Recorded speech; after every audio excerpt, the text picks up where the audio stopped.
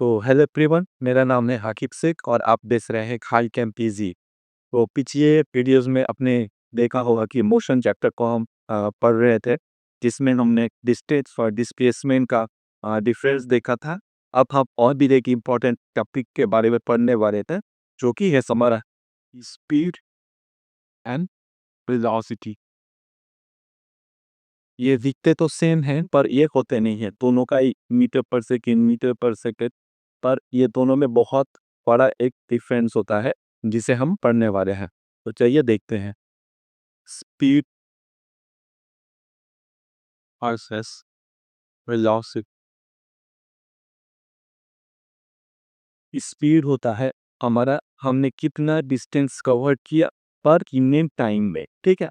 तो it is the distance cover और unit time, ठीक है। तो हमने कितना डिस्टेंस कवर किया पर यूनिट टाइम में, उसे कहते हैं कि स्पीड। जैसे कि एग्जाम्पल ले लेते हैं।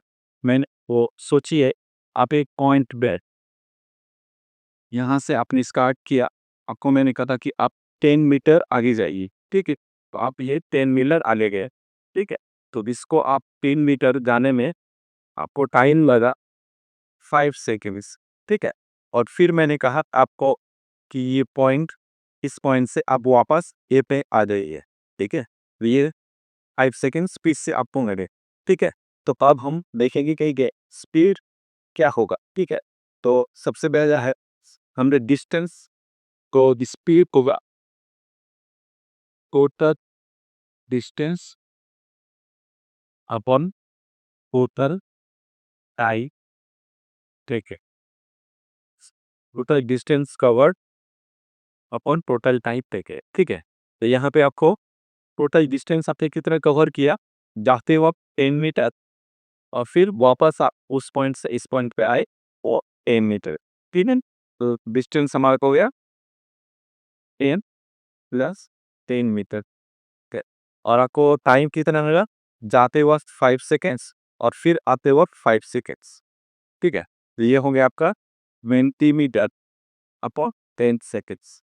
ये आपका 2 मीटर पर सेकेंड, ठीक है। तो ये हो गया आपका स्पीड। स्पीड में क्या होगा, टोटल डिस्टेंस कवर्ड, यानी कि speed is equals to d1 plus d2 plus आपके जितने भी स्पीड बॉकेट divided by time 1 plus time 2 plus time 3, ठीक है। तो ये होगा आपका स्पीड, ठीक है। Total distance upon total time, ठीक है। ये हो गया हमारा स्पीड। अब सिमिलरली हम देखने वाले हैं वेलोसिटी में क्या होता है। तो मैंने आपको डिस्प्लेसमेंट के बारे में पढ़ाया था। तो ये होगा, it is the displacement of a body per unit time, ठीक है। ये होगा आपका कितना तुमने डिस्प्लेसमेंट किया है और पर यूनिट टाइम में, ठीक है। तो मैं वही एग्जांपल में देता हूँ। आपको मैंने कहा इस पॉइंट से आप इस पॉइंट पे गए, ए से बी में, ठीक है। तो ये पॉइंट पे जाने के लिए आपको 10 मीटर इन 5 सेकेंड्स, और फिर वापस 20 से अब आते हैं 5 सेकेंड्स में, ठीक है। और जाते वक्त 5 सेकेंड्स और आते वक्त आपको 5 सेकेंड्स, ठीक है। ऐसे पॉइंट ऐसे तुम्हें सॉन्कर वेलोसिटी क्या बोला, डिस्प्लेसमेंट अपॉन टाइम, ठीक है। तो ये आपका डिस्प्लेसमेंट अपॉन टाइम। तो हमने डिस्प्लेसमेंट के बारे में क्या पढ़ा था, displacement is equals to final position minus initial position, ठीक है। और आपको होता है टाइम, ठीक है। तो फाइनल पोजीशन आपका यहाँ पे है, ठीक है। तो आप 10 मीटर सामने गए और फिर आप 10 मीटर वापस आए, तो 10 मीटर माइनस 10 मीटर, जब आप गए तो आपका पॉजिटिव, और जब आए सेम डायरेक्शन में तो आपका नेगेटिव, और डिवाइडेड बाय 5 प्लस 5 5 सेकंड जाते वक्त और आते वक्त 5 सेकंड, आपका कितना हो गया? 10 meter minus 10 meter 0 meter upon 10 seconds, यानी कि आपका 0 मीटर पर सेकेंड। तो इस वेलोसिटी में अगर देखिए, अगर आपका initial and the final point अगर सेम रहा तो उसमें वेलोसिटी 0 आ जाएगा, क्योंकि वहाँ पे डिस्प्लेसमेंट कोई नहीं रह रहा है। तो उसी उसमें डिस्प्लेसमेंट 0 होने के कारण वेलोसिटी वहाँ पे 0 हो जाएगा। ठीक है, ये था आपका वेलोसिटी और स्पीड में एक डिफरेंस। ठीक है, तो दूसरा का डिफरेंस हम देखें, ये तो नंबर 1 को गया। दूसरा जो हमारे डिफरेंस होगा वो है speed can not be 0 if it covers a distance. Speed मतलब अगर आपका कोई ऑब्जेक्ट एक पॉइंट से दूसरे पॉइंट में गया, ठीक है, तो वहां पे अगर फिर से वो वापस भी आ जाता है फिर भी आपका स्पीड 0 नहीं हो सकता। ठीक है, पर वेलोसिटी क्या है? Velocity can be 0 if the displacement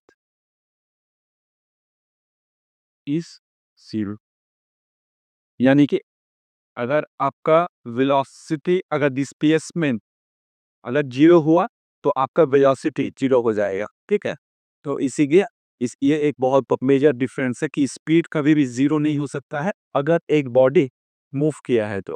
ठीक है, और वेलोसिटी में डिस्प्लेसमेंट 0 होगा तो वहाँ पे वेलोसिटी आपका 0 हो जाएगा। ठीक है, भले ही वो आपका बॉडी मूव किया होगा फिर भी आपका वो वेलोसिटी 0 आ जाएगा। ठीक है, अब हम द स्पीड tells us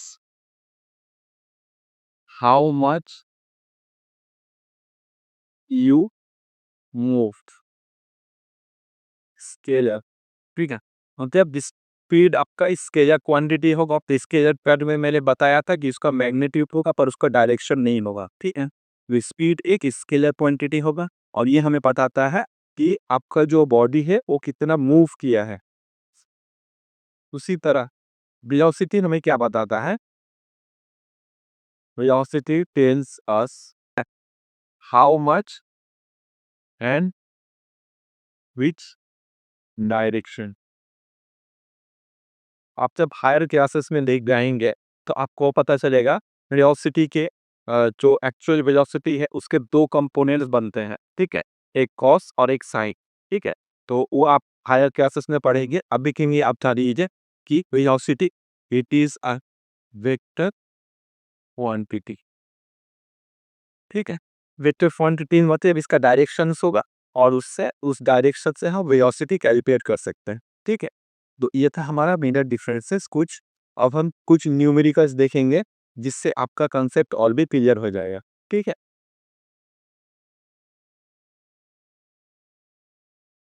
अब आपका एक बहुत ही इम्पोर्टेंट कॉन्सेप्ट है। ठीक है, तो एवरेज स्पीड और एवरेज वेलोसिटी उसे कैसे हम कैलकुलेट कर सकते हैं। ठीक है, तो एक न्यूमेरिकल से हम डेरिवेशन करेंगे। ठीक है, तो हमें एक क्वेश्चन है कि a a body moves from point one to point two at speed less one at time t1 and point two point one at time t2 at speed s2। तो आपको एवरेज एवरेज वेलोसिटी और average speed आपको ये दोनों calculate करना है। ठीक है, तो हमारा ये क्वेश्चन से हमारा एक एवरेज स्पीड का कॉन्सेप्ट और एवरेज वेलोसिटी का कॉन्सेप्ट को हम क्लियर कर सकते हैं। तो चलिए देखते हैं क्या बात। ठीक है, एवरेज वेलोसिटी सबसे पहला है हमारा एवरेज वेलोसिटी। ये क्या होगा? एवरेज वेलोसिटी मतलब डिस्प्लेसमेंट अपॉन टाइम। यहाँ पे हमारा डिस्प्लेसमेंट क्या हो रहा है? पॉइंट 1 से पॉइंट 2 जा रहा है, ठीक है, टाइम t1 में, और ये डिस्टेंस को लेते हैं हम t, और ये वापस आता है दी डिस्टेंस इन टाइम t2, ठीक है। नेक्स्ट ये डिस्टेंस को d पर कर देते हैं, ठीक है। तो यहाँ पे क्या होगा? डिस्प्लेसमेंट हमारा, डिस्प्लेसमेंट फाइनल माइनस इनिशियल क्या हो रहा है? तो यहाँ से स्टार्ट किया और यहाँ पे फिर खत्म किया, तो zero displacement.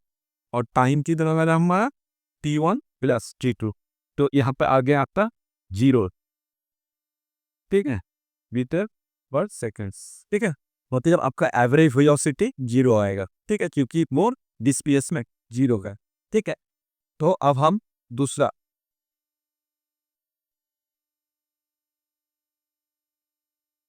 Average speed, average speed को कैलकुलेट करना है, ठीक है।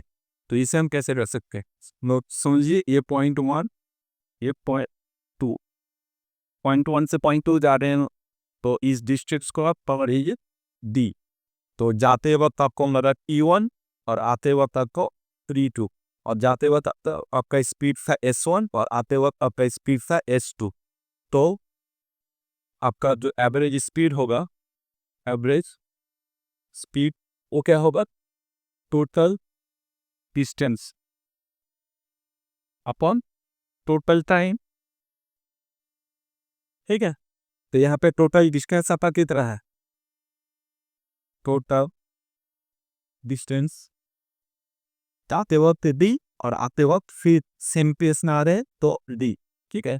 तो डी प्लस डी और टोटल टाइम, तो हमें क्या मिलता है? Speed is equal to distance upon time. तो यहाँ पे s1 is equal to d by t1, ये कि डी सेम है, और s2 होगा आपका डी बाई t2, ठीक है। तो यहाँ से आ जाएगा आपका t1 क्या आएगा? डी बाई s1, और t2 आएगा टी बार s2, ठीक है। दो इन दो t1 और t2, टोटल टाइम क्या होगा? t1 प्लस t2, ठीक है। तो यहाँ पे आ जाएगा 2t डिवाइडेड बाई, यहाँ पे t1 है d बाई s1 और t2 है d बाई s2। तो यहाँ पे आ जाएगा, तो नीचे में यहाँ पे लगाओ, ठीक है।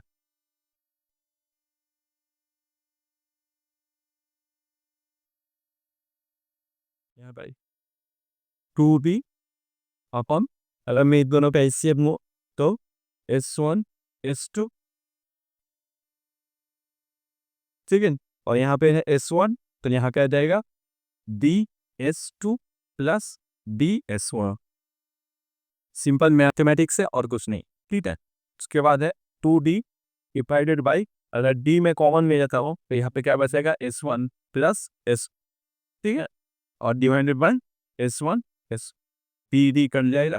तो यहाँ पर अल्टीमेट जो आएगा वो आएगा 2s1 s2 divided by s1 plus s2।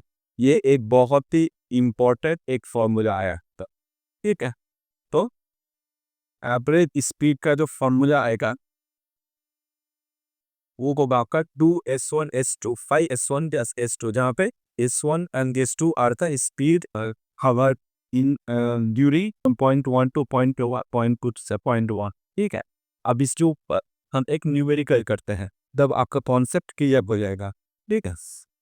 तो ये था आपका एवरेज स्पीड का फॉर्मूला।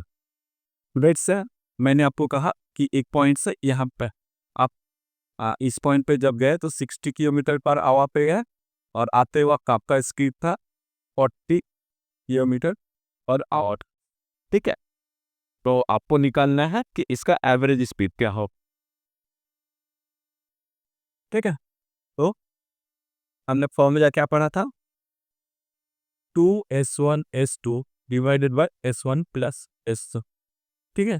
तो एवरेज स्पीड पर फॉर्मूला ये कर इसे हम सब्स्टिट्यूट करते हैं। तो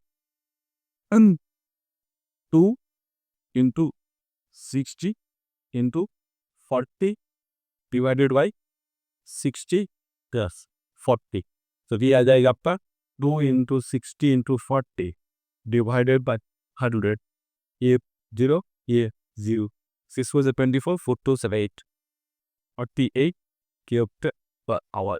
ठीक है, और जब आपका एवरेज स्पीड जो होगा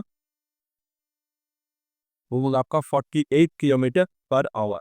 ठीक है, तो होप आपको ये समझ में आया होगा।